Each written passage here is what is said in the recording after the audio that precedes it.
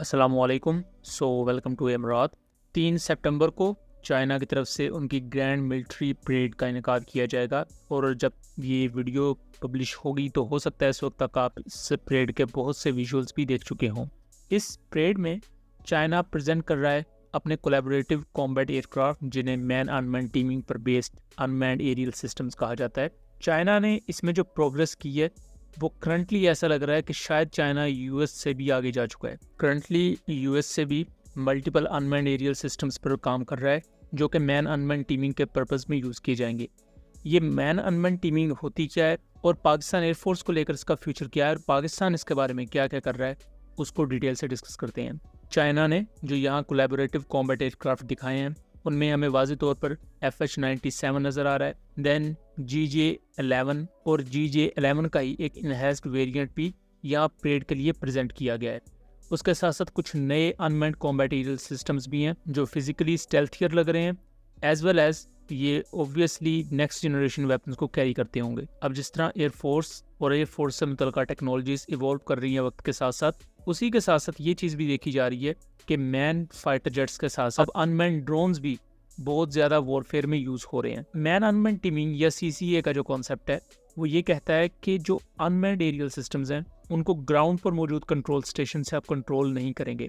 Rather एक mothership होगी, let's suppose जो J-35 एयरक्राफ्ट है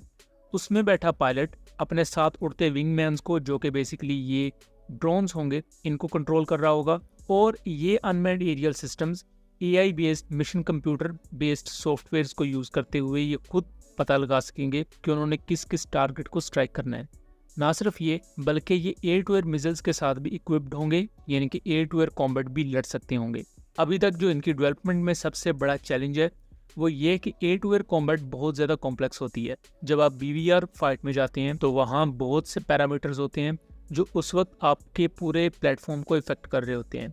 एयर टू ग्राउंड ऑपरेशन निस्बतन आसान होते हैं बजाय कि एयर टू एयर वॉर लड़ने के, और वहाँ अभी इनकी डेवलपमेंट में चैलेंजेस हैं। इवन दो मेन एयरक्राफ्ट से आपने इनको किस तरह ऑपरेट करना है, क्योंकि आप ड्यूरिंग फ्लाइट ऐसे अनमैन्ड एरियल सिस्टम्स को कंट्रोल कर सकते हैं, बट ऑटोनोमसली इनका टेक ऑफ करना और लैंड करना, इसके लिए इनके मिशन कंप्यूटर को बहुत ज़्यादा बैटल हार्डन होना होगा और उसके लिए जाहिर बात है आपको बेहतर से बेहतर कोडिंग चाहिए और उसके साथ साथ इन एयरक्राफ्ट का मैच्योर होना भी फिजिकल लेवल पर, और वहीं आपको ऐसे अनमैन्ड सिस्टम्स को वक्त देना पड़ेगा और ट्रेन करना पड़ेगा। यही वजह है कि करंटली जो तुर्किया भी अपना किजलेल्मा अनमैन्ड एरियल सिस्टम बना रहा है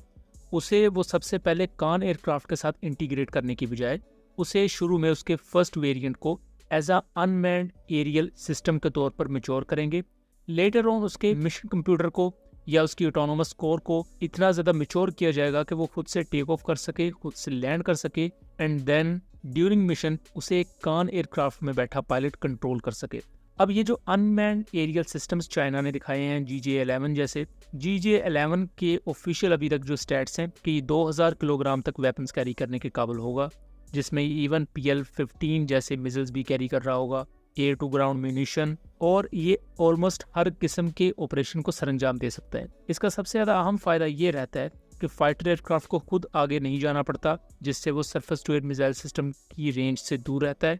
और ऐसे ऑटोनोमस सिस्टम्स आगे जाते हैं जो कि एयरक्राफ्ट की कमांड पर वेपन सिस्टम रिलीज करते हैं, अपने टारगेट्स को इंगेज कर सकते हैं और ज़रूरत पड़ने पर ये एयर टू एयर कॉम्बैट लड़ने के भी काबिल हैं। तो इससे हम एक अंदाज़ा लगा सकते हैं कि पाकिस्तान के जो फ्यूचर PFX, J-35 और कान जैसे एयरक्राफ्ट होंगे उनमें हमें CCA की कैपेबिलिटी है, जिसे कोलैबोरेटिव कॉम्बैट एयरक्राफ्ट की इंटीग्रेशन है, वो देखने को मिलेगी। और ये बहुत ज़्यादा आम इस वजह से भी हो जाती है जिस तरह अनमैन्ड एरियल सिस्टम दुनिया की मुख्तलिफ फोर्सेस अपनी सर्विसेज में इंडक्ट कर रही हैं।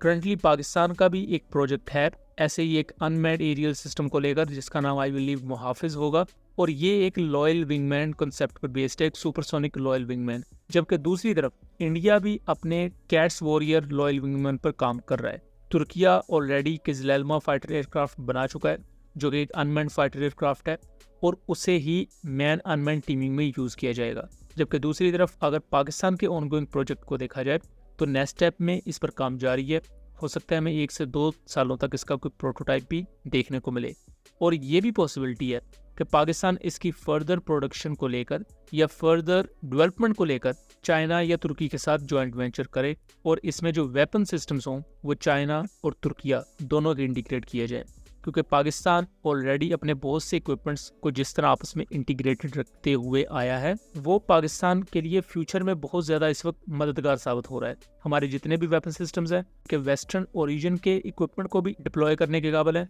जबकि चाइनीज़ मिलिट्री इक्विपमेंट, ये चाइनीज़ म्यूनिशन और एयर टू एयर मिसाइल्स भी उन पर इंटीग्रेटेड है। तो ये एज इस वक्त पाकिस्तान के पास है, लेकिन चाइना जिस तरह फ्यूचर टेक्नोलॉजीज़ पर काम कर रहा है ये चीज़ पाकिस्तान भी अब अपनी एयरफोर्स में लेकर आ रहा है। और कुछ इंडियन सोर्सेज तो GJ-11 को लेकर ही ये क्लेम कर रहे हैं कि ये पाकिस्तान एयरफोर्स के J-35 के साथ इंटीग्रेटेड होगा और पाकिस्तान मैन अनमैन टीमिंग को परफॉर्म करने वाली साउथ एशिया के रीजन में पहली एयरफोर्स बनेगी। सो दोस्तों, ये था एनालिसिस। उम्मीद करता हूँ चीज़ें क्लियर रही होंगी। वीडियो पसंद आई हो तो इसे ज़्यादा से ज़्यादा शेयर कीजिएगा ताकि इस तरह की मज़ीद इन्फॉर्मेटिव वीडियोस हम आपके लिए लेकर आ सकें।